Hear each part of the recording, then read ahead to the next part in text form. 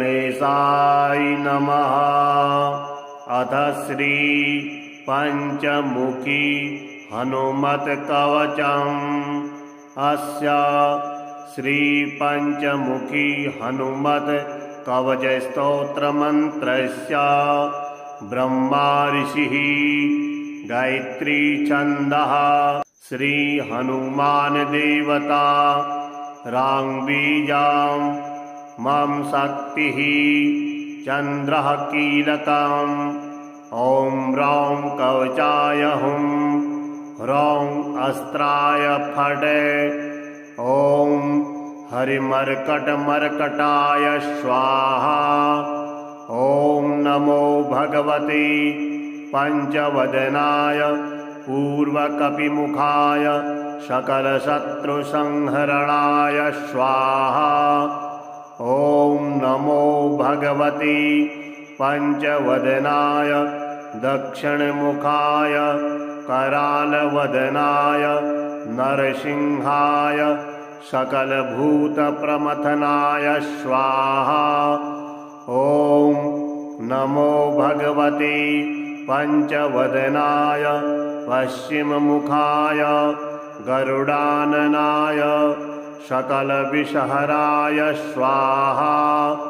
ॐ नमो भगवते पंचवदनाय उत्तरमुखाय आदिवाराहाय सकलसम्पत्कराय स्वाहा। ॐ नमो भगवते पंचवदनाय ऊर्ध्वमुखाय हयग्रीवाय सकलजनवशकराय स्वाहा। विनियोगः अस्य श्री पंचमुखी हनुमत कवच स्तोत्रस्य श्रीरामचंद्र ऋषिः अनुष्टुप् छन्दः श्रीरामचंद्रो देवता सीता इति बीजं हनुमानिति शक्तिः हनुमत्प्रीत्यर्थे जपे विनियोगः। पुनर्हनुमानिति बीजं ॐ वायुपुत्राय इति शक्तिः अंजनासुतायेति कीलकम् श्रीरामचन्द्रवरप्रसादसिद्ध्यर्थे जपे विनियोगः। अथन्यासा ॐ अंजनासुताय अंगुष्ठाभ्यां नमः। ॐ रुद्रमूर्तये तर्जनीभ्यां नमः। ॐ वायुपुत्राय मध्यमाभ्यां नमः। ॐ अग्निगर्भाय अनामिकाभ्यां नमः। ॐ रामदूताय कनिष्ठिकाभ्यां नमः। ॐ सीताशोकनिवारणाय करतलकरपृष्ठाभ्यां नमः। ॐ अंजनासुताय हृदयाय नमः। ॐ रुद्रमूर्तये शिरसि स्वाहा। ॐ वायुपुत्राय शिखायै वषट्। ॐ अग्निगर्भाय कवचाय हुं। ॐ रामदूताय नेत्रत्रयाय वषट्। ॐ पंचमुखी हनुमते अस्त्राय फट्। ॐ पंचमुखी हनुमते स्वाहा इति दिग्बन्धः। ध्यानम् वन्दे वानरनारसिंहखगराट् क्रोडाश्ववक्त्रान्वितं दिव्यालङ्करणं त्रिपञ्चनयनं देदीप्यमानं रुचा हस्ताब्जैरशिखीटपुस्तकसुधा कुम्भाङ्कुशाद्रिं हलं खड्वाङ्गं फणिभूरुहं दशभुजं सर्वारिवीरापहं। श्रीरामदूताय आञ्जनेयाय वायुपुत्राय महाबलाय सीताशोकनिवारणाय महाबलप्रचण्डाय लङ्कापुरीदहनाय फाल्गुनसखाय कोलाहलसकलब्रह्माण्डविश्वरूपाय सप्तसमुद्रान्तरालङ्घिताय पिङ्गलनयनायामितविक्रमाय शूरबिम्बफलसेवाधिष्ठितपराक्रमाय सञ्जीवन्या अङ्गदलक्ष्मण महाकविसैन्यप्राणदात्रे दशग्रीवविध्वंसनाय रामेष्टाय सीतासहित रामचन्द्रवरप्रसादाय षड्प्रयोगागम पञ्चमुखी हनुमन्मन्त्रजपे विनियोगः। ॐ हरिमर्कटमर्कटाय स्वाहा। ॐ हरिमर्कटमर्कटाय वं वं वं वं वं वषट् स्वाहा। ॐ हरिमर्कटमर्कटाय फं फं फं फं फट् स्वाहा। ॐ हरिमर्कटाय खं खं खं खं खं मारणाय स्वाहा। ॐ हरिमर्कटमर्कटाय ठं ठं ठं ठं ठं स्तम्भनाय स्वाहा। ॐ हरिमर्कटमर्कटाय डं डं डं डं डं आकर्षणाय सकलसम्पत्कराय पञ्चमुखी वीरहनुमते स्वाहा। उच्चाटने ॐ ढं ढं ढं ढं ढं कूर्ममूर्तये पञ्चमुखी हनुमते परयन्त्रतन्त्रोच्चाटनाय स्वाहा। कं खं गं घं गं चं छं जं झं यं टं ठं ढं णं तं थं धं धं नं पं फं बं भं मं यं रं लं वं शं शं शं हं शं स्वाहा इति दिग्बन्धः। ॐ पूर्वकपिमुखाय पञ्चमुखी हनुमते ठं ठं ठं ठं सकलशत्रुसंहरणाय स्वाहा। ॐ दक्षिणमुखाय पञ्चमुखी हनुमते करालवदनाय नरसिंहाय ह्रां ह्रां ह्रां ह्रां ह्रां सकलभूतप्रीतदमनाय स्वाहा। ॐ पश्चिममुखाय गरुडासनाय पञ्चमुखी वीरहनुमते मं मं मं मं मं सकलविषहराय स्वाहा। ॐ उत्तरमुखे आदिवराहाय लं लं लं लं लं नृसिंहाय नीलकण्ठाय पञ्चमुखी हनुमते स्वाहा। ॐ अञ्जनासुताय वायुपुत्राय महाबलाय रामेष्टफाल्गुनसखाय सीताशोकनिवारणाय लक्ष्मणप्राणरक्षकाय कपिसैन्यप्रकाशाय दशग्रीवाभिमानदहनाय श्रीरामचन्द्रवरप्रसादकाय महावीर्याय प्रथम ब्रह्माण्डनायकाय पञ्चमुखी हनुमते भूतप्रेतपिशाच ब्रह्मराक्षस डाकनी शाकनी अंतरिक्षगृह परयंत्र परतंत्र सर्वग्रहोच्चाटनाय सकलशत्रुसंहरणाय पञ्चमुखी हनुमत्वरप्रसादाय सर्वरक्षकाय जं जं जं जं स्वाहा। पठत्वेदं तु कवचं महान्तं कवचं पठेत् एकवारं पठे नित्यं सर्वशत्रुनिवारणं द्विवारं तु पठे नित्यं पुत्रपौत्रप्रवर्धनं त्रिवारं पठे नित्यं सर्वसम्पत्करं परं चतुर्वारं पठे नित्यं सर्वमर्त्यवसंकरं पञ्चवारं पठे नित्यं सर्वरोगनिवारणं षड्वारं तु पठे नित्यं सर्वदेववशीकरं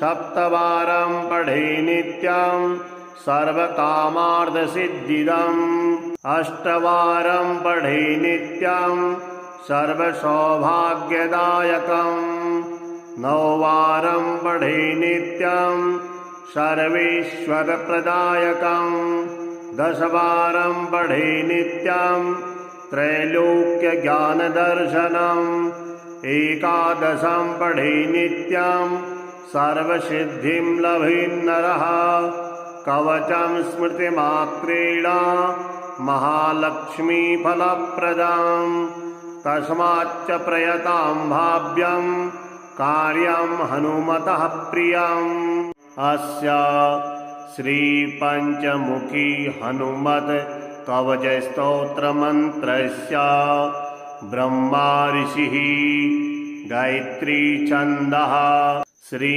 हनुमान देवता राङ्बीजां मम शक्तिः चन्द्रः कीलकम् ॐ रौं कवचाय हुं ह्रौं अस्त्राय फट् ॐ हरिमर्कटमर्कटाय स्वाहा ॐ नमो भगवते पञ्चवदनाय पूर्वकपिमुखाय सकलशत्रुसंहरणाय स्वाहा ॐ नमो भगवते पञ्चवदनाय दक्षिणमुखाय करालवदनाय नरसिंहाय सकलभूतप्रमथनाय स्वाहा ॐ नमो भगवते पञ्चवदनाय पश्चिममुखाय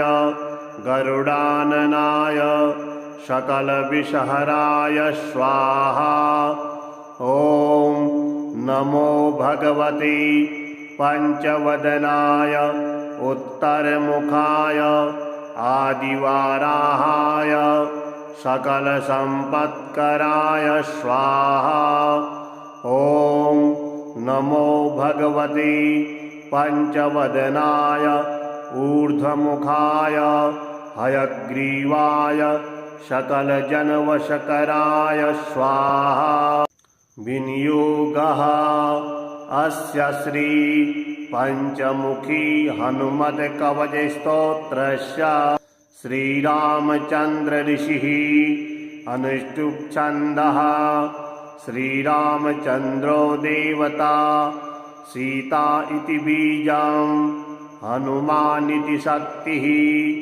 हनुमत्प्रीत्यर्थे जपे विनियोगः पुनर्हनुमानिति बीजं ॐ वायुपुत्राय इति शक्तिः अंजनासुतायेति कीलकं श्रीरामचन्द्रवरप्रसादसिद्ध्यर्थे जपे विनियोगः अथन्यासा ॐ अंजनासुताय अंगुष्ठाभ्यां नमः ॐ रुद्रमूर्तये तर्जनीभ्यां नमः ॐ वायुपुत्राय मध्यमाभ्यां नमः ॐ अग्निगर्भाय अनामिकाभ्यां नमः ॐ रामदूताय कनिष्ठिकाभ्यां नमः ॐ सीताशोकनिवारणाय करतलकरपृष्ठाभ्यां नमः ॐ अंजनासुताय हृदयाय नमः ॐ रुद्रमूर्तये शिरसि स्वाहा ॐ वायुपुत्राय शिखायै वषट् ॐ अग्निगर्भाय कवचाय हुं ॐ रामदूताय नेत्रत्रयाय वषट् ॐ पञ्चमुखी हनुमते अस्त्राय फट् ॐ पञ्चमुखी हनुमते स्वाहा इति दिग्बन्धः ध्यानम् वन्दे वानरनारसिंहखगराट् क्रोडाश्ववक्त्रान्वितं दिव्यालङ्करणं त्रिपञ्चनयनं देदीप्यमानं रुचा हस्ताब्जैरशिखीटपुस्तकसुधा कुम्भाङ्कुशाद्रिं हलं खड्वाङ्गं फणिभूरुहं दशभुजं सर्वारिवीरापहम् श्रीरामदूताय आञ्जनेयाय वायुपुत्राय महाबलाय सीताशोकनिवारणाय महाबलप्रचण्डाय लङ्कापुरीदहनाय फाल्गुनसखाय कोलाहलसकलब्रह्माण्डविश्वरूपाय सप्तसमुद्रान्तरालङ्घिताय पिङ्गलनयनायामितविक्रमाय शूरबिम्बफलसेवाधिष्ठितपराक्रमाय सञ्जीवन्या अङ्गदलक्ष्मण महाकविशयनप्राणदात्री दशग्रीवविध्वंसनाय रामेष्टाय सीतासहित रामचन्द्रवरप्रसादाय षड्प्रयोगागम पञ्चमुखी हनुमन्मन्त्रजपे विनियोगः। ॐ हरिमर्कटमर्कटाय स्वाहा। ॐ हरिमर्कटमर्कटाय वं वं वं वं वं वषट् स्वाहा। ॐ हरिमर्कटमर्कटाय फं फं फं फं फट् स्वाहा। ॐ हरिमर्कटाय खं खं खं खं खं मारणाय स्वाहा। ॐ हरिमर्कटमर्कटाय ठं ठं ठं ठं ठं स्तम्भनाय स्वाहा। ॐ हरिमर्कटमर्कटाय डं डं डं डं डं आकर्षणाय सकलसम्पत्कराय पञ्चमुखी वीरहनुमते स्वाहा। उच्चाटने ॐ ढं ढं ढं ढं ढं कूर्ममूर्तये पञ्चमुखी हनुमते परयन्त्रतन्त्रोच्चाटनाय स्वाहा। कं खं गं घं गं चं छं जं झं यं टं ठं ढं णं तं थं धं धं नं पं फं बं भं मं यं रं लं वं शं शं शं हं शं स्वाहा इति दिग्बन्धः। ॐ पूर्वकपिमुखाय पञ्चमुखी हनुमते ठं ठं ठं ठं सकलशत्रुसंहरणाय स्वाहा। ॐ दक्षिणमुखाय पञ्चमुखी हनुमते करालवदनाय नरसिंहाय ह्रां ह्रां ह्रां ह्रां ह्रां सकलभूतप्रीतदमनाय स्वाहा।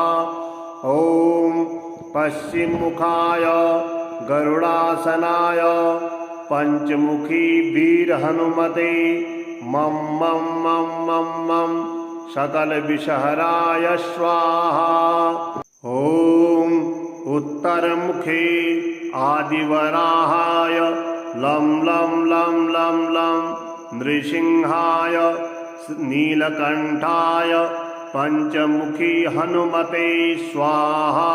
ॐ अञ्जनासुताय वायुपुत्राय महाबलाय रामेष्टफाल्गुनसखाय सीताशोकनिवारणाय लक्ष्मणप्राणरक्षकाय कपिसैन्यप्रकाशाय दशग्रीवाभिमानदहनाय श्रीरामचन्द्रवरप्रसादकाय महावीर्याय प्रथमब्रह्माण्डनायकाय पञ्चमुखी हनुमते भूतप्रेतपिशाच ब्रह्मराक्षस डाकनी शाकनी अंतरिक्षगृह परयंत्र सर्वग्रहोच्चाटनाय सकलशत्रुसंहरणाय पञ्चमुखी हनुमत्वरप्रसादाय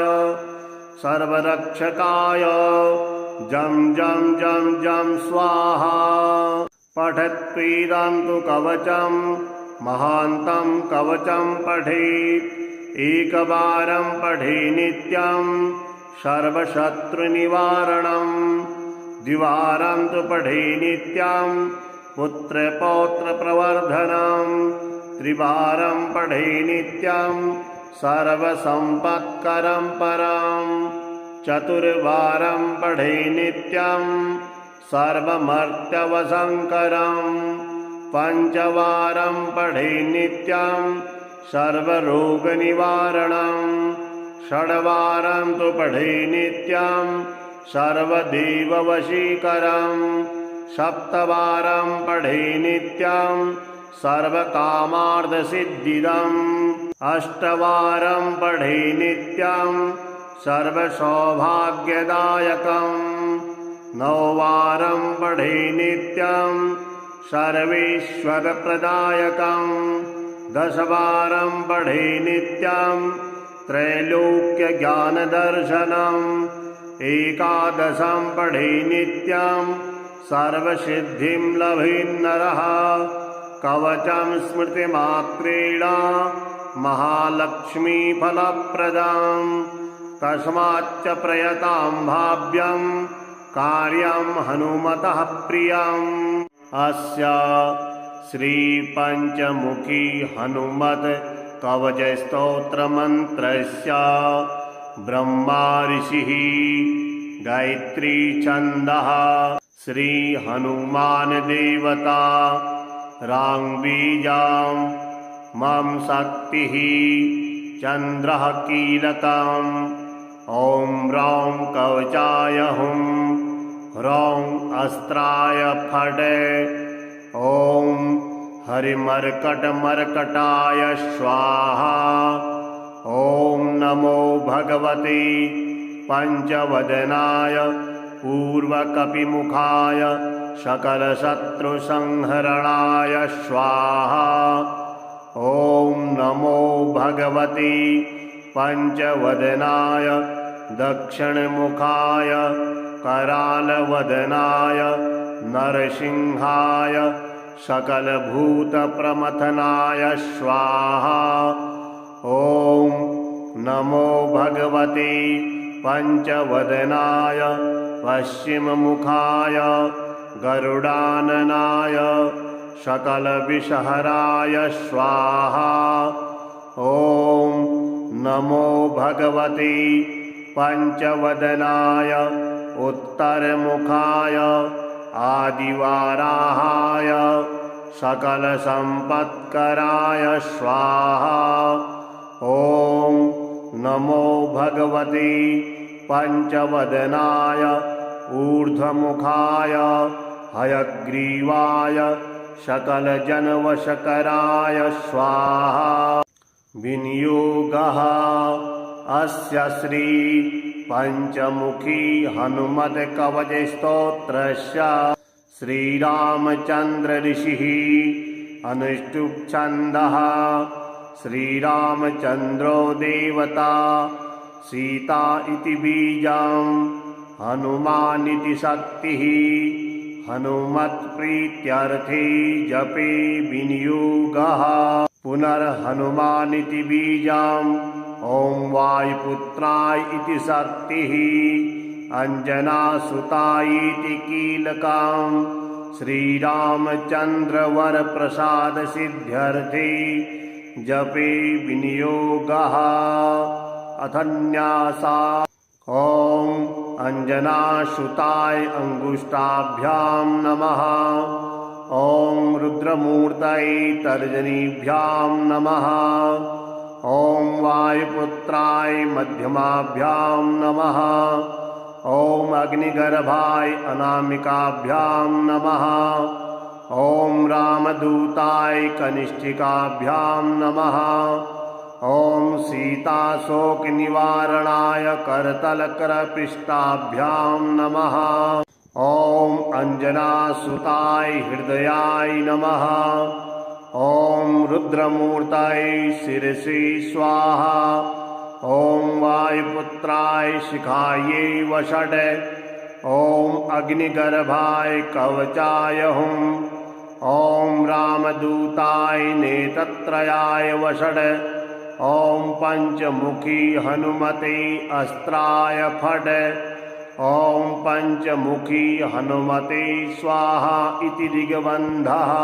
ध्यानम् वन्दे वानरनारसिंहखगराट् क्रोडाश्ववक्त्रान्वितं दिव्यालङ्करणं त्रिपञ्चनयनं देदीप्यमानं रुचा हस्ताब्जैरशिखीटपुस्तकसुधा कुम्भाङ्कुशाग्रिं हलं खड्वाङ्गं फणिभूरुहं दशभुजं सर्वारिवीरापहं। श्रीरामदूताय आञ्जनेयाय वायुपुत्राय महाबलाय सीताशोकनिवारणाय महाबलप्रचण्डाय लङ्कापुरीदहनाय फाल्गुनसखाय कोलाहलसकलब्रह्माण्डविश्वरूपाय सप्तसमुद्रान्तरालङ्घिताय पिङ्गलनयनायामितविक्रमाय शूरबिम्बफलसेवाधिष्ठितपराक्रमाय सञ्जीवन्या अङ्गदलक्ष्मण महाकविसैन्यप्राणदात्रे दशग्रीवविध्वंसनाय रामेष्टाय सीतासहित रामचन्द्रवरप्रसादाय षड्प्रयोगागम पञ्चमुखी हनुमन्मन्त्रजपे विनियोगः। ॐ हरिमर्कटमर्कटाय स्वाहा। ॐ हरिमर्कटमर्कटाय वं वं वं वं वं वषट् स्वाहा। ॐ हरिमर्कटमर्कटाय फं फं फं फं फट् स्वाहा।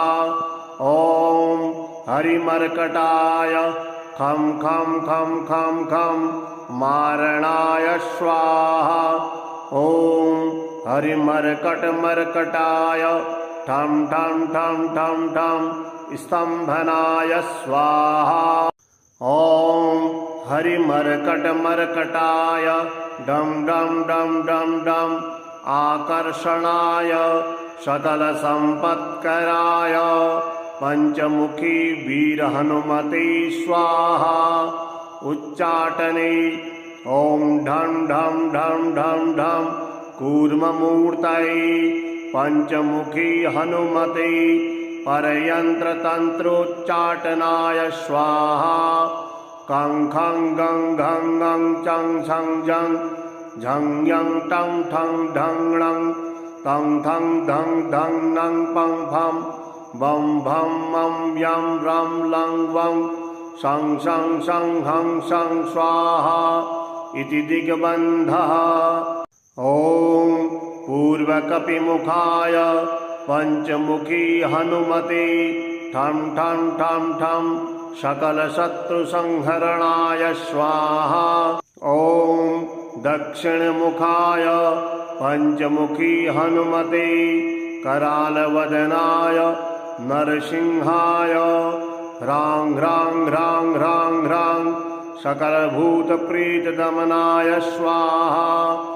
ॐ पश्चिममुखाय गरुडासनाय पञ्चमुखी वीरहनुमते मं मं मं मं मं सकलविषहराय स्वाहा।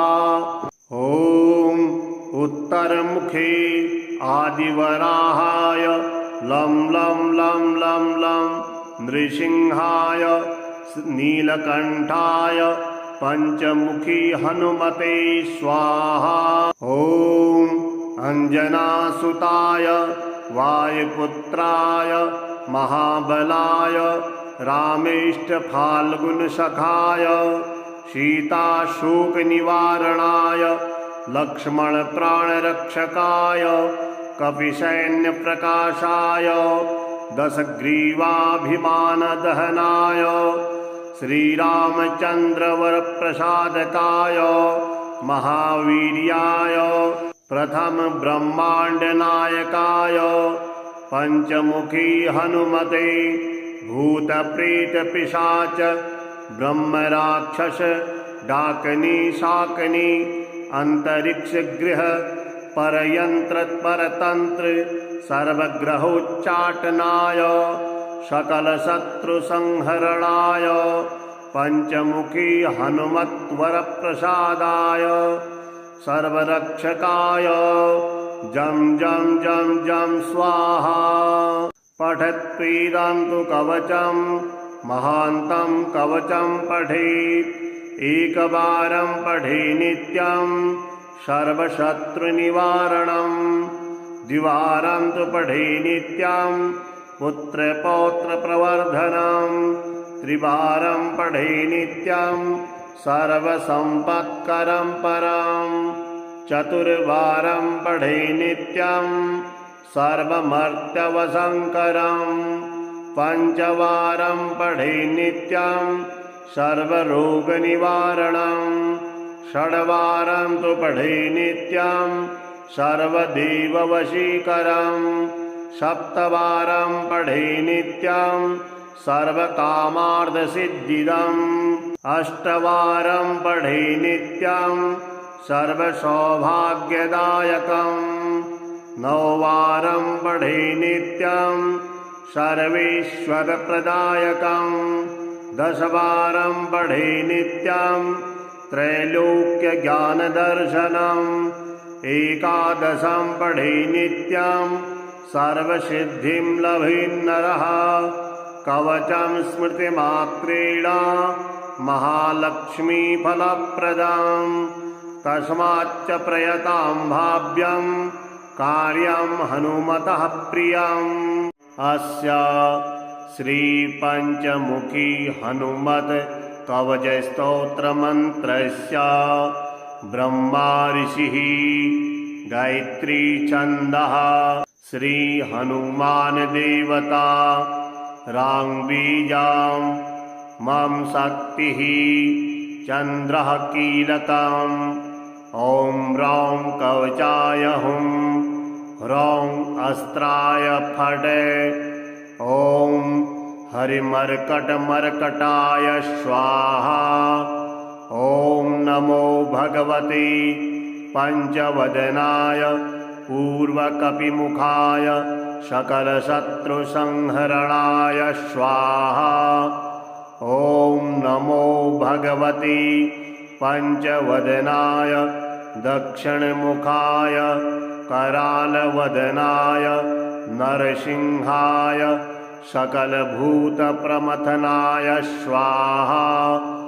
ॐ नमो भगवते पंचवदनाय पश्चिममुखाय गरुडाननाय सकलविषहराय स्वाहा। ॐ नमो भगवते पंचवदनाय उत्तरमुखाय आदिवाराहाय सकलसम्पत्कराय स्वाहा। ॐ नमो भगवते पंचवदनाय ऊर्ध्वमुखाय हयग्रीवाय सकलजनवशकराय स्वाहा।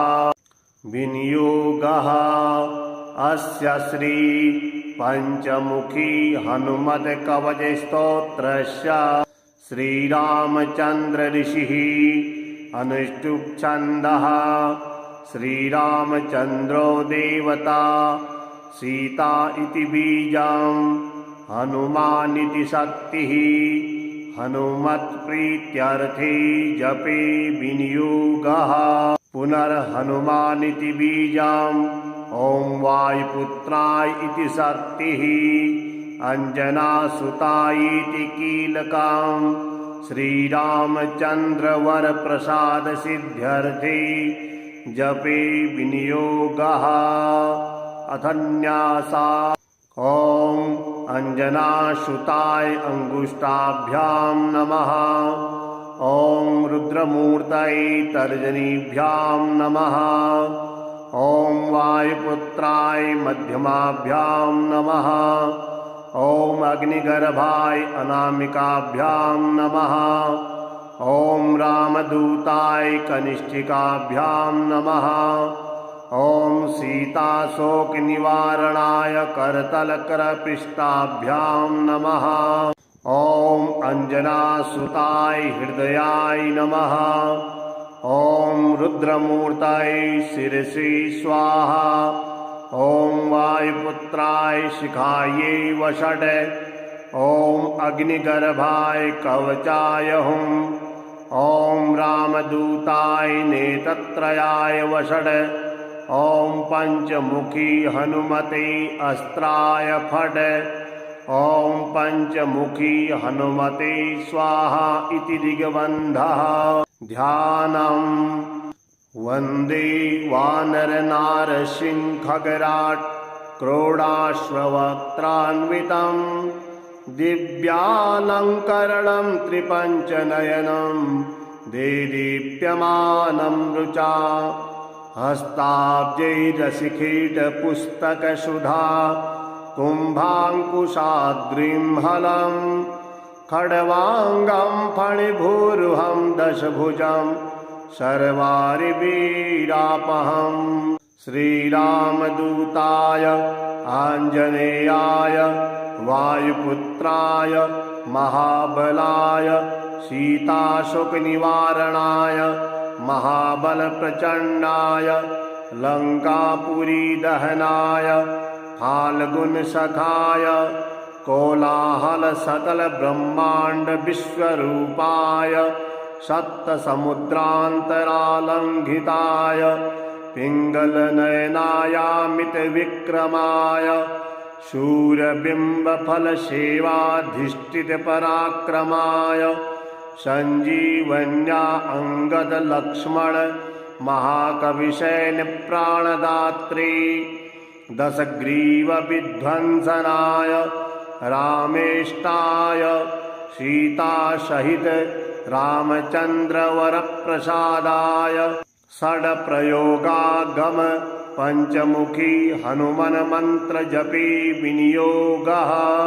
ॐ हरिमर्कटमर्कटाय स्वाहा। ॐ हरिमर्कटमर्कटाय वं वं वं वं वं वषट् स्वाहा। ॐ हरिमर्कटमर्कटाय फं फं फं फं फट् स्वाहा। ॐ हरिमर्कटाय खं खं खं खं खं मारणाय स्वाहा। ॐ हरिमर्कटमर्कटाय ठं ठं ठं ठं ठं स्तम्भनाय स्वाहा। ॐ हरिमर्कटमर्कटाय डं डं डं डं डं आकर्षणाय सकलसम्पत्कराय पञ्चमुखी वीरहनुमते स्वाहा। उच्चाटने ॐ ढं ढं ढं ढं ढं कूर्ममूर्तये पञ्चमुखी हनुमते परयन्त्रतन्त्रोच्चाटनाय स्वाहा। कं खं गं घं गं चं छं जं झं यं टं ठं ढं णं तं थं धं धं नं पं फं बं भं मं यं रं लं वं शं शं शं हं शं स्वाहा इति दिग्बन्धः। ॐ पूर्वकपिमुखाय पञ्चमुखी हनुमते ठं ठं ठं ठं सकलशत्रुसंहरणाय स्वाहा। ॐ दक्षिणमुखाय पञ्चमुखी हनुमते करालवदनाय नरसिंहाय ह्रां ह्रां ह्रां ह्रां ह्रां सकलभूतप्रीतदमनाय स्वाहा। ॐ पश्चिममुखाय गरुडासनाय पञ्चमुखी वीरहनुमते मं मं मं मं मं सकलविषहराय स्वाहा। ॐ उत्तरमुखे आदिवराहाय लं लं लं लं लं नृसिंहाय नीलकण्ठाय पञ्चमुखी हनुमते स्वाहा। ॐ अञ्जनासुताय वायुपुत्राय महाबलाय रामेष्टफाल्गुनसखाय सीताशोकनिवारणाय लक्ष्मणप्राणरक्षकाय कपिसैन्यप्रकाशाय दशग्रीवाभिमानदहनाय श्रीरामचन्द्रवरप्रसादकाय महावीर्याय प्रथमब्रह्माण्डनायकाय पञ्चमुखी हनुमते भूतप्रेतपिशाच ब्रह्मराक्षस डाकनी शाकनी अंतरिक्षगृह परयंत्र परतंत्र सर्वग्रहोच्चाटनाय सकलशत्रुसंहरणाय पंचमुखी हनुमत्वरप्रसादाय सर्वरक्षकाय जं जं जं जं स्वाहा। पठत्पीदन्तु कवचं महान्तं कवचं पठेत् एकवारं पठे नित्यं सर्वशत्रुनिवारणं द्विवारं तु पठे नित्यं पुत्रपौत्रप्रवर्धनं त्रिवारं पठे नित्यं सर्वसम्पत्करं परं चतुर्वारं पठे नित्यं सर्वमर्त्यवसंकरं पंचवारं पठे नित्यं सर्वरोगनिवारणं षड्वारं तु पठे नित्यं सर्वदेववशीकरं सप्तवारं पठे नित्यं सर्वकामार्थसिद्धिदम् अष्टवारं पठे नित्यं सर्वसौभाग्यदायकं नववारं पठे नित्यं सर्वेश्वरप्रदायकं दशवारं पठे नित्यं त्रैलोक्यज्ञानदर्शनम् एकादशं पठे नित्यं सर्वसिद्धिं लभेन्नरः कवचं स्मृतिमात्रेण महालक्ष्मीफलप्रदं तस्माच्च प्रयतां भाव्यं कार्यं हनुमतः प्रियम्।